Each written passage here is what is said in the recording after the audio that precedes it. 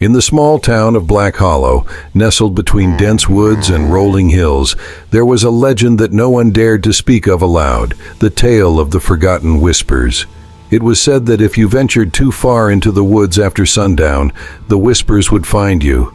They would follow you home, creeping into your mind, filling your dreams with horrors you couldn't escape. For years, the legend kept the townsfolk confined to their homes after dark. But to 17-year-old Lila Grayson, it was nothing more than a story, a bedtime scare tactic parents used to keep their children in line. She scoffed at the idea of haunted woods and mysterious voices. She was fearless, or at least she thought so. One crisp autumn evening, Lila and her best friend Jake decided to prove the whispers were nothing but folklore. Armed with flashlights, snacks, and a spirit of rebellion, they set off toward the woods. "Are you sure about this?" Jake asked, glancing over his shoulder as they approached the tree line.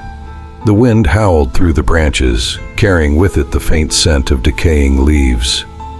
"Don't tell me you're scared," Lila teased, her voice tinged with excitement. "It's just a bunch of trees and shadows." Jake hesitated but followed her in.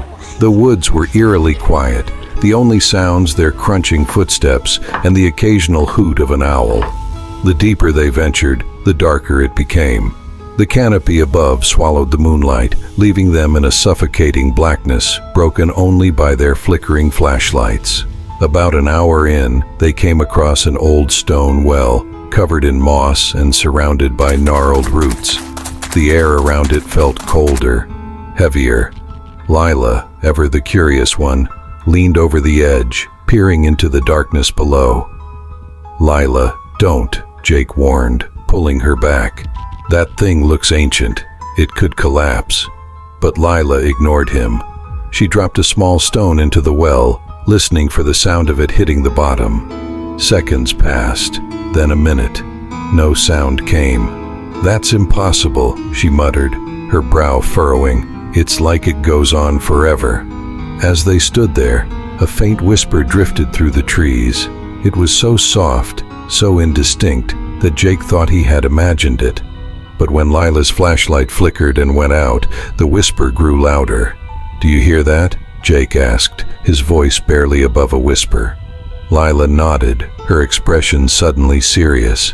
The whispers were getting closer, surrounding them.